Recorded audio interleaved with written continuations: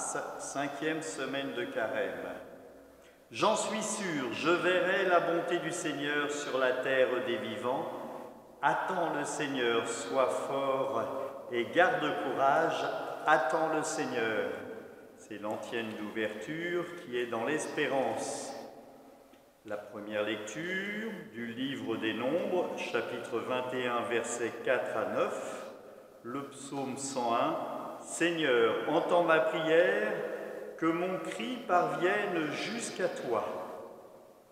L'antienne pour l'Évangile.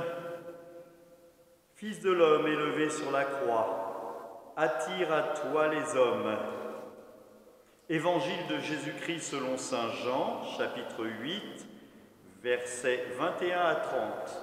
En ce temps-là, Jésus disait aux pharisiens, « Je m'en vais, vous me chercherez et vous mourrez dans votre péché. Là où moi je vais, vous ne pouvez pas aller. » Les Juifs disaient, « Veut-il donc se donner la mort, puisqu'il dit, « Là où moi je vais, vous ne pouvez pas aller ?» » Il leur répondit, « Vous êtes d'en bas, moi, je suis d'en haut. Vous êtes de ce monde, moi, je ne suis pas de ce monde. C'est pourquoi je vous ai dit que vous mourrez dans vos péchés. En effet, si vous ne croyez pas que moi, je suis, vous mourrez dans votre péché. » Alors il lui demandait, « Mais toi, qui es-tu » Jésus leur répondit, « Je n'ai cessé de vous le dire. À votre sujet, j'ai beaucoup à dire et à juger. D'ailleurs, celui qui m'a envoyé dit la vérité. Et ce que j'ai entendu de lui, je le dis pour le monde. » Ils ne comprirent pas qu'il leur parlait du Père. Jésus leur déclara, « Quand vous aurez élevé le Fils de l'homme, alors vous comprendrez que moi, je suis, et que je ne fais rien de moi-même.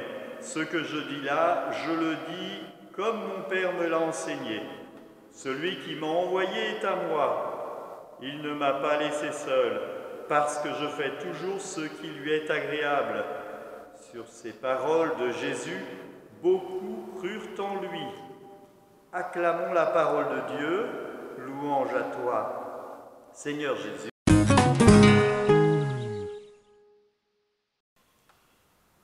Je vous invite à lire la partie qui est dans le livre des Nombres, chapitre 21, 4 et 9, et même plus loin, et vous verrez que c'est là où le peuple récrimine contre Dieu et où les serpents piquent le peuple, et Dieu demande à Moïse d'élever un serpent d'airain, et celui qui se tourne vers le Christ avec foi, eh bien celui-là est guéri. C'est en lien avec cela que l'on peut comprendre que le Christ sur la croix, eh bien, est celui qui nous sauve. Dans l'Évangile, à chaque fois que le Christ dit « Moi, je suis », c'est le nom que Dieu donne à Moïse quand Moïse lui demande « Mais qui es-tu » Et il lui dit « Ego eimi, je suis celui qui serait ». Et c'est ce même verbe, ce même mot qu'utilise le Christ. Il est en train donc de dire qu'il est Dieu, tout simplement, ou tout extraordinairement, oserais-je dire. Et donc, il y a, puisque nous sommes chez Jean, un regard entre le monde du péché et le monde intérieur. Moi, je ne suis pas de ce monde. C'est ce monde pécheur.